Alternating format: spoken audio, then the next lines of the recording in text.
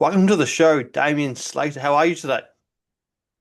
Doing well, man. Doing very well. We have a Good. lovely day over here in Perth before it blasts us with rain. So I'm just trying to make the most of it. And Yeah, yeah, man, all is well on beautiful. my end. How are you? Good. Good. Yeah, I'm good. Beautiful day here in Christchurch, New Zealand, so can't complain.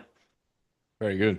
You've wrestled, I'd say every company in Australia at this point. There's not many probably have it ticked off. Look, there are a lot of promotions in Australia, many that Yeah. you may not have heard about. So look, not all of them, definitely not. But yeah, I would say most of what you would call, I guess, the major It'd be companies. like there's like a big five over there, big six.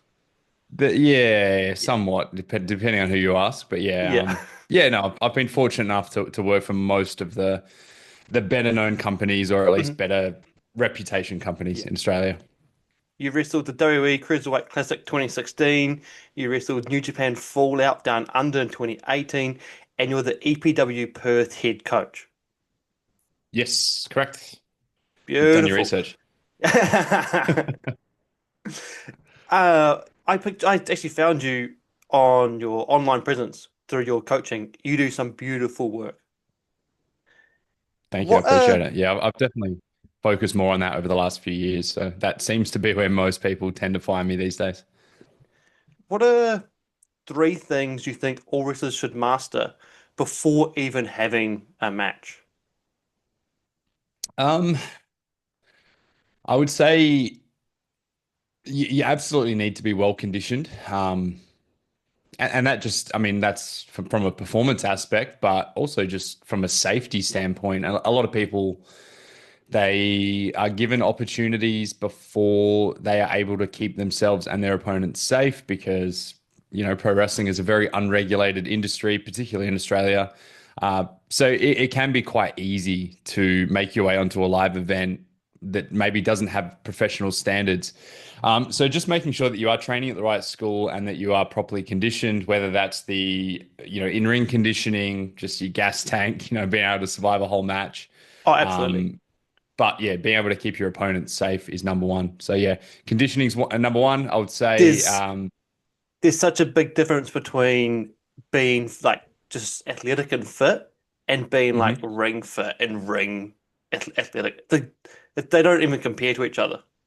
No, they're two very different things. Yeah. And we get people who come in who are extremely fit, football players and CrossFitters and bodybuilders and MMA fighters, and they struggle. They Mm. struggle in the early days because it's a different type of fitness. Oh, You call it absolutely. ring fitness. So yeah, it takes a long time to build that up, and that's yeah, it's a tough thing to do.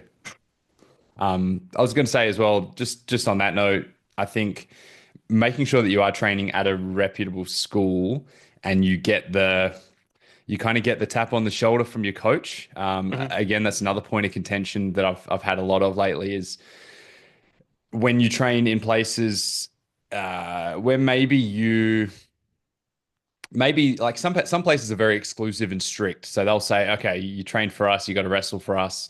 And I don't agree with that at all. However, sometimes when things are a little bit loose, you get people who are not ready and then they'll go and take Hmm. bookings elsewhere. So just kind of waiting until mentors and trainers say, you know what, man, you're ready. Like, let's Yeah, get you on a absolutely. show. I think that's very important because they're the ones who have a better perspective of how ready you are. And they're going to keep you safe and not just from a physical standpoint, but even just from a career standpoint. They're going to make sure you're not making the wrong moves early on that could affect you down the Hmm. track. Beautiful, beautiful. What are some of the most common mistakes you see in new wrestlers? Just the lack of consistency. Training hard. Everyone gets the novelty early on, and they love it. It's pro wrestling. This is the best thing I've ever done. I'm going to train every day, and then that consistency dies off when they hit their first milestone, and that could be being promoted up to a higher class. It could be making your way onto a live event, and then you start to see that consistency drop off, which is a common phenomenon, not just in wrestling. It's everything in life. You Hmm. work so hard for something, so that when you achieve it, it's kind of like, all right, time to breathe. But as soon as you take your foot off the pedal, those habits drop away, and they're very hard to get back. So I would just say, yeah, a lack of consistency is a big one. And you'll find that the ones who do stay consistent and have really strong routines and discipline, they're the Mhm. ones that tend to do better in the long term. Beautiful, beautiful.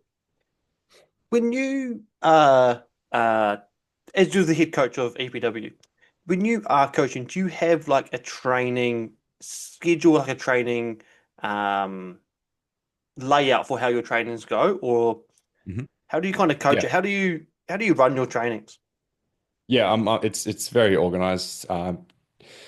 I'm a teacher in my day job. I've been a teacher Oh, for true. 11 or 12 years. So I've tried to apply a lot of that perspective. I can say that when I first started as an assistant coach and then a coach in Adelaide for Wrestle Rampage, Mhm. lessons were very much up in the air. You just roll up and do whatever comes to your head or wherever you feel that the session's going, you kind of go that way.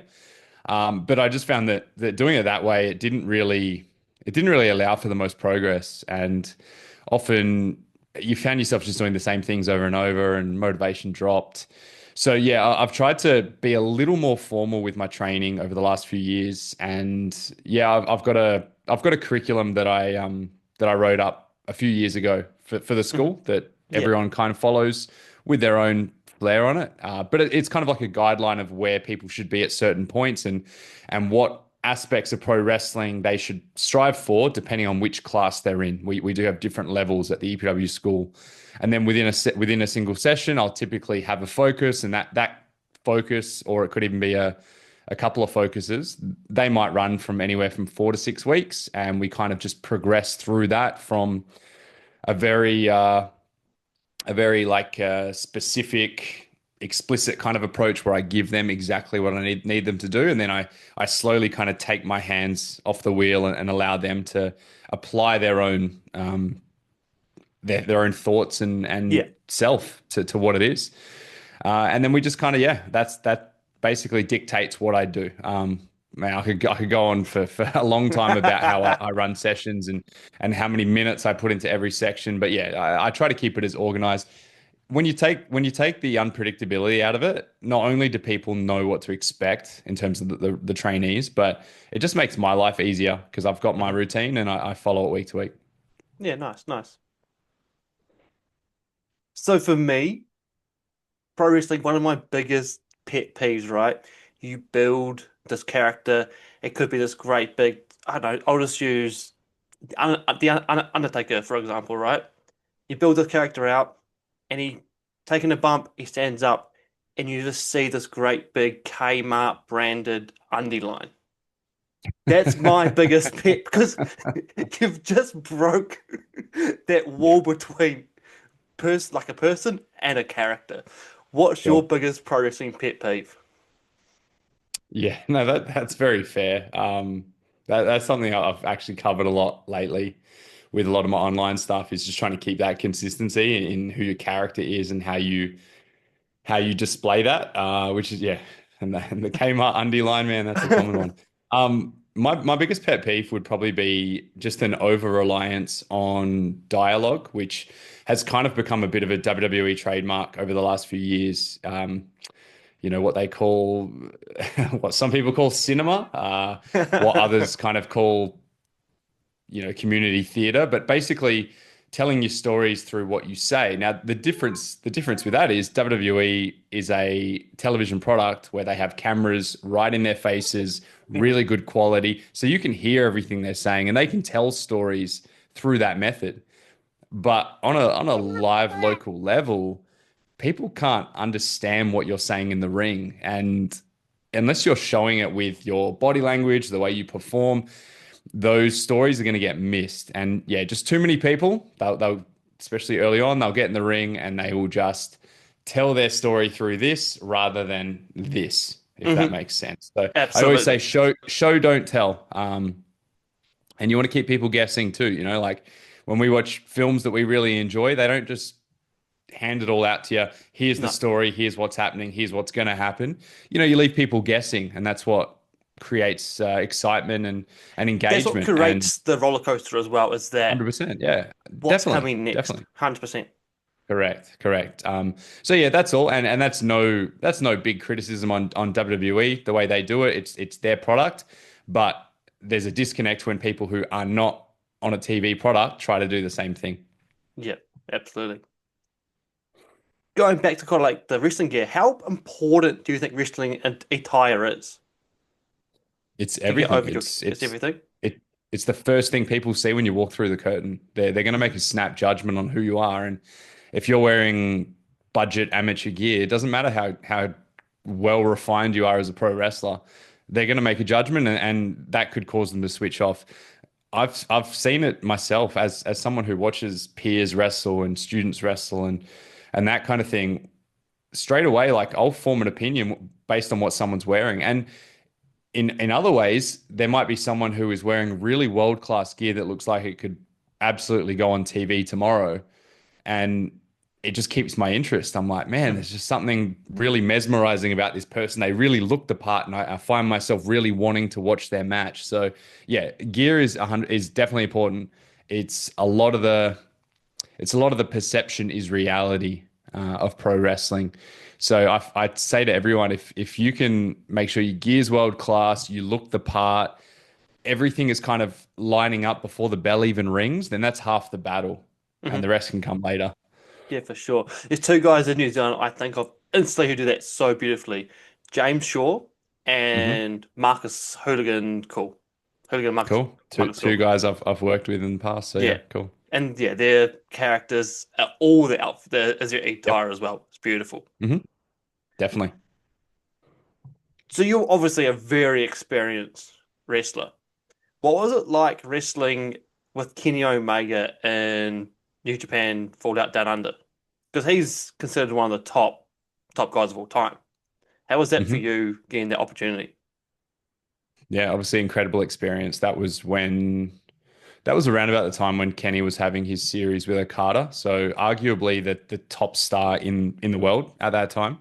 For those who were on the who were at the New Japan Fallout Down Under tour, the crowd response to Kenny was just on another level. Like I remember being in the ring on the Sydney leg of the tour where we had a big tag match with the Bullet Club, and we were already in the ring. And when his music hit and he walked out, just I can't even explain how it felt, like the goosebumps. And yeah, it's been impossible to capture that feeling since.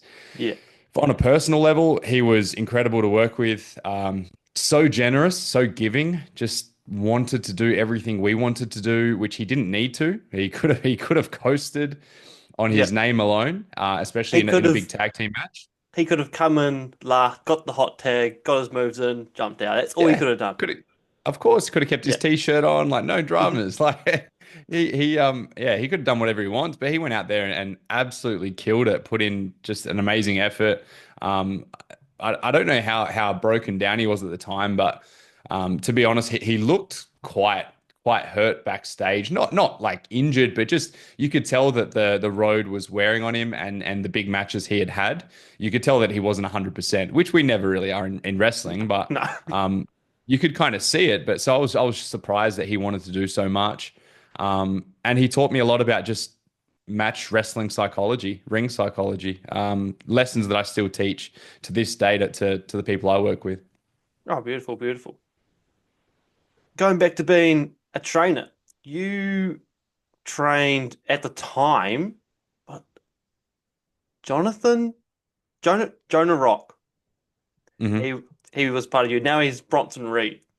Correct. How does it feel to have someone like him who was underneath you training, and you were training him to go on to do such big things now? It's definitely surreal. They just came to Perth last week, so they had Hmm. Raw, SmackDown, and Crown Jewel over here. So to be sitting ringside watching him just wrestle the top talent in the world and win and be successful Yeah. was a very surreal feeling. Not just as a former trainer peer, but also just a friend. Yeah. Really cool. But the thing about Jonah, he or Bronson, whatever you want to call him, J Rock is what we used to call him. Uh, Yeah. he's he's just the dude who was always incredibly talented, and he had to really scratch and claw for what he got, and he got overlooked too many times to count. But we always saw it in him from a very young age. So I don't really look at myself as his trainer. I was one of his coaches in the early days, but he very quickly became a peer on my level, and then very quickly exceeded my level. Probably the best I've ever been in the ring with in terms of in-ring talent. Mhm. So it's one of those weird situations where it's highly surreal, but at the same time, none of it surprises me because of how good he is. Yeah. One of the funniest things is like Googling your name, the first photo that comes up is you with him like a front face lock. I just find that like one of the most surreal things like for you. Yeah, oh, that was from I think that was a newspaper article when I Yeah. when I did the Cruiserweight Classic. So that's before he was signed. That's Yeah. when he was just an independent dude. So so yeah, how's the dichotomy of me getting all the spotlight for Yeah, half a exactly. minute, and then but now it's all him, and much greater than I ever achieved. You're all over the Australian scene. Is there anybody you can see who's like up and coming that you're like, this could be a guy, this could be one of the next females who could take over? Yeah, yeah, of course. Yeah, there's a crazy amount.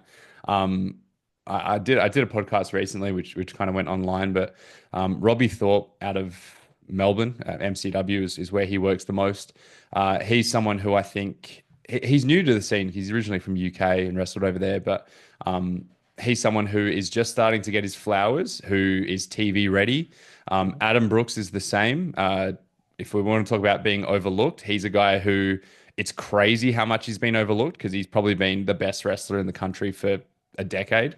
Um, so those two, Tommy Knight out of Adelaide, coincidentally, all these guys were in the same match last week on our big show.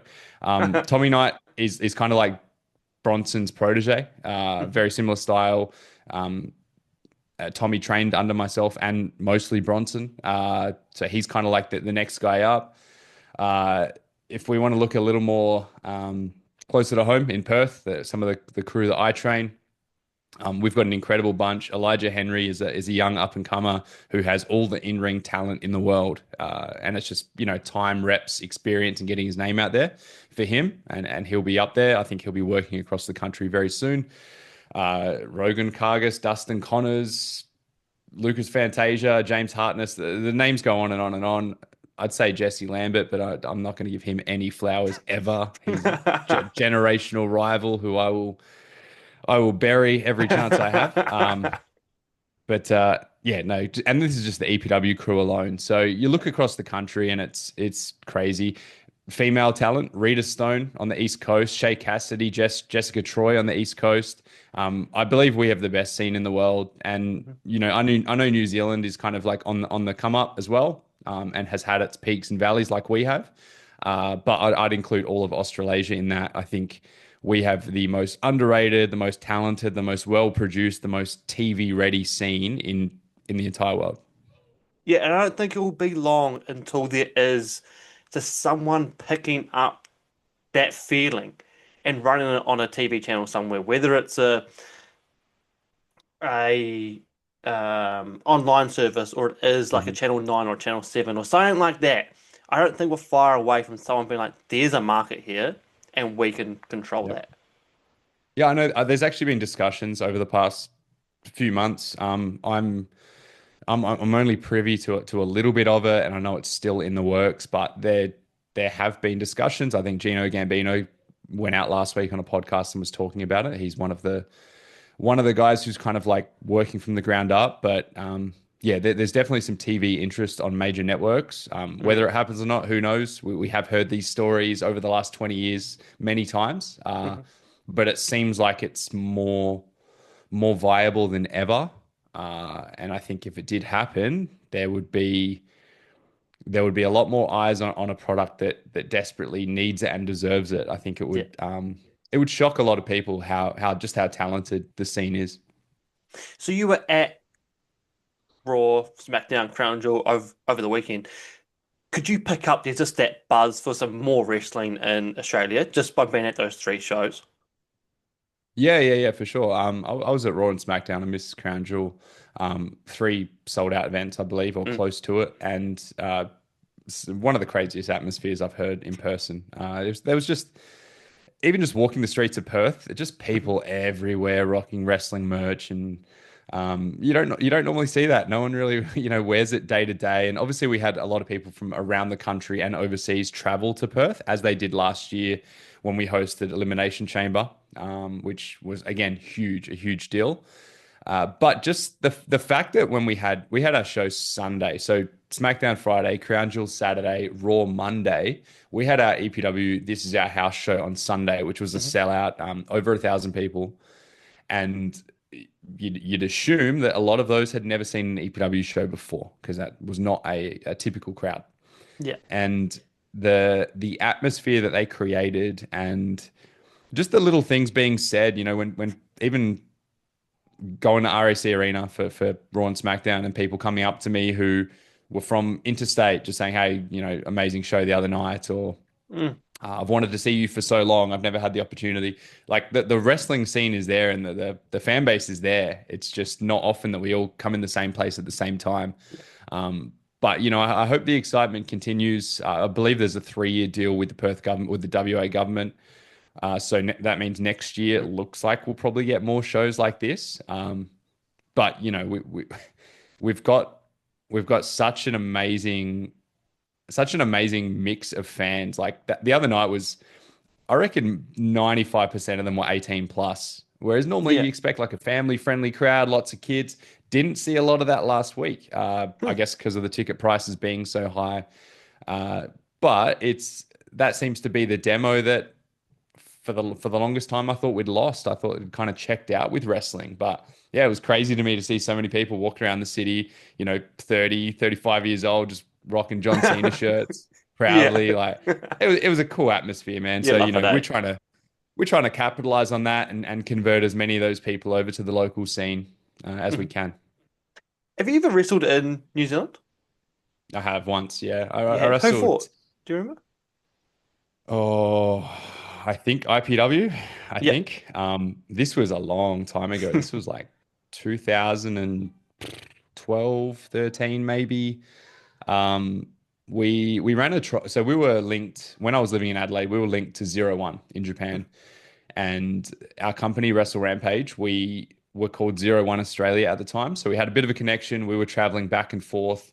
Some 01 talent were traveling back and forth, and they trusted us to basically run Australasian tryouts where whoever won the tryout would get free trips to Japan, would get to Mhm. travel and live and all the rest. And um, yeah, for one of them, we went to New Zealand. We were in Auckland for a few days. We ran a tryout for, I think, a day or two, and wrestled on one of the shows over there. But this is quite early days of New Zealand wrestling, and a lot of the crew, including like James Shaw, as you mentioned, a lot of the crew ended up doing some really cool things in wrestling. So yeah, it was a good time. I wasn't there long enough, and Yeah. I've always wanted to come back. So you never know. We'll have to get you back 100%.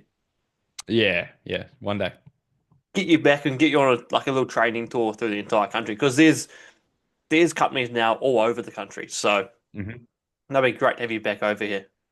It's definitely a goal. I've got lots of ambitions to take the training on the road. Myself and Davis Storm over here, we run camps a couple times a year, and the last few years of camps have all sold out within a day or two, and we get people from all over the country, all over New Zealand, all over Southeast Asia. So we've discussed taking it on the road and hopefully doing stuff overseas or interstate. As we know with the real world and life, it's hard to manage the time and Yeah. find the right time. But definitely something in the back of our minds, and New Zealand is right up there. That's full credit to yourself because the videos I've seen of you training, the way you break things down, you make it very ingestible and very easy to understand, even from like a non-research point of view. They can Mhm. understand what you're saying and why you're saying it. So it's full credit to yourself and great job on everything you're doing. Thank you. That's the perks of teaching 7-year olds. I've got to make it as simple as possible. Yeah. No, thank you so much for coming on the show today. It's been a great pleasure talking to you and kind of understanding some of the nuances that you have in wrestling as well. Sure. Thank you. Great to chat to you. Thank you very much.